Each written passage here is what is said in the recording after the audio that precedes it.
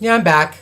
It's Bitten by Books, and the vlog is number three. Number three, and this is Smokey. And he's one of the big reasons why my allergies are so bad. No, so sweet. Him so sweet. Anyway, he's an attention hog, but he also likes to roam the the backyard like something fierce and bring in all sorts of crap all on his fur and then get it up in my face. And so it's his fault. It's him. It's for Team Smoky people out there. Anyway, so I'm back. I've got my coffee in me. The Advil is working a little bit, which is good. And I thought of, instead of talking about zombies in terms of how they've inspired me, you know, like the great authors of the world, you know, that's people look to authors as, you know, like inspiring their work, but I'm inspired by the great zombies of the world, like Guy with Shopping Bag, or Zombie Bride in Dawn of the Dead. No, not that so much. So what I thought would be cool is if we all thought of who would be an awesome zombie. Who? Well, I was watching The Proposal over the weekend, and to say that Sandra Bullock's performance in that movie was stiff is an understatement. I mean, I kind of dug it by the end, but initially, I was not, no. So I was thinking, well, what if Sandra Bullock was a zombie? I mean, would she still be America's sweetheart? You know, because that would be awesome. That would be awesome. And so who else? Who else would you make a zombie? I mean, I've got quite a few people in the writing world that I think would be interesting, but if I start to mention them, then I might go off, because you know we're not all friendly. Oh, you totally want me to start talking shit now, but I'm not, because the people that I want to talk shit about today are people I really want to talk shit about, and not people who would take it as a joke either. Because it wouldn't be a joke. It wouldn't be one. Because I get bitter. I get bitchy. I can do that. So anyway, so who else would make a good zombie? You know who else would make a good zombie? The neighbor kid. That kid on the skateboard. He's still on his freaking skateboard, falling off every 5 minutes. I can't take it anymore. And now that I've found that whenever he gets home, he locks his dog outside just locks the dog outside. It's a little dog. In the rain. You know what he's doing inside. He's masturbating or something, and he doesn't want the dog pawing him or whatever. I don't give a crap. That kid should be a zombie. I'd take a baseball bat to that. Anyway, I know. That was horrible to say that about a child. We should only protect the children. Uh-huh. Do you remember being one? You remember that? Anyway. You know who else I think is a zombie? I think not should be, but I think is a zombie. Tom Brokaw. Did you see him on the Olympics that opening night? I was like, really? Did they lose their makeup and hair budget? What the hell happened to him? It's like he left the news and died and then came back. I was mortified. And really, I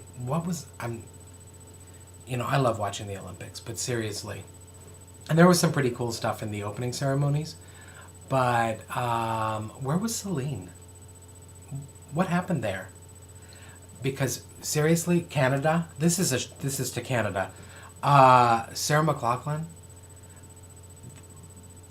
At this moment, the only thing that I equate Sarah McLachlan to, who she should be a zombie, by the way, is and I loved her in the past, but now that every time I flip the channel, I have to see those dogs and cats all being tortured and shit to her music, to, what is it, the Arms of an Angel or something.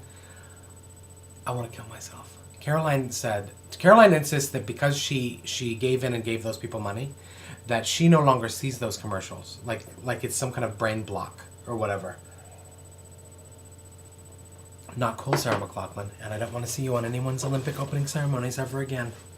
That's just my thing. Oh my god. And you know who else? RuPaul. RuPaul would make the most awesome shambling zombie ever. If I ever see him in a movie, whatever, in a movie, just all rotty and chewing on a intestine or something, like a sausage, I will, or dipping an intestine on, sopping it up with a biscuit. I would be so thrilled. You can't imagine if you can't not know RuPaul. There. In fact, right now, one of my current infatuations, reality shows, Battle of the Network, I'm totally addicted, is RuPaul's Drag Race. And if you're not watching it because you don't have Logo or something, or you're afraid of the gays and can't watch a gay cable channel, they're replaying it on VH1. So get that shit. There's also, right after it, there's a half-hour show, or I think they're trying to force Robert Verdi down our throats. And I do mean that in a gay way. Right after that is a show called Untucked, where they just sit around and bitch about each other. And those drag queens can snark like a motherfucker. And which brings us to snark. And seriously, if you want to learn how to snark, you should watch some drag queens. You should watch them go at it. Or you could come to the Romantic Times convention and sit around the bar with the League of Reluctant Adults, who I haven't mentioned yet, my big blogging group. And I don't know if you guys are following the League of Reluctant Adults, but you really should. And this week is YA week, because who's more appropriate to talk about young adult books than a bunch of people who get drunk and snark like shit, which is pretty much just like all the YA authors out there right now anyway. So, yeah, and I am one too. Well, I'm not one. Mark Henry doesn't write YA books. I think you'll be able to figure it out eventually. Who my synonym. That's what I think we should call it, cinnamons. Anyway, my pseudonym. It's just a play on my name, my own name. You'll figure it out. But I didn't really want to point kids towards my Amanda books, because even though she's glossy and attractive, and she is glossy and attractive,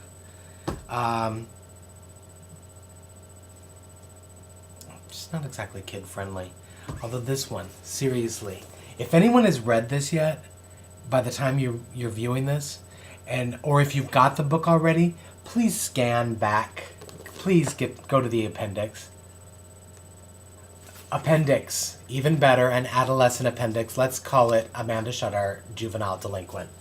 Seriously, go to the back. It's like a short story about Amanda as a teenager. And it's not right. It is all kinds of wrong. But frankly, when I read it, it's just like all the kids that I know. It's absolutely just like the kids I know. So, they're not all precious flowers. They're not. They're like us. They're just like us, like we were at their age. Just little fucking nightmares. Little horrible, wretched creatures. And I was proud of it. I was proud of being one of those. Anyway, so snark. We were talking about snark. We were also talking about who would make a good zombie, and I can't think of anyone else that would make a good zombie. I think there are people who might already be zombies, who are just sort of passing.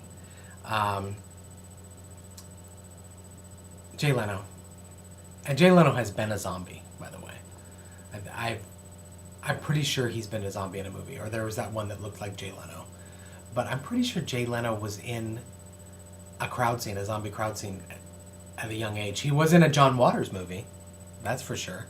Because he played the reporter in Polyester, who was reporting on the Baltimore Foot Stomper, which was hilarious. Anyway, you might want to pick up Polyester, and then we'll discuss it.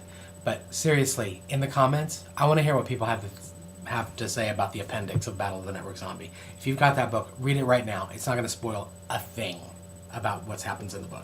So, we'll talk again in a moment.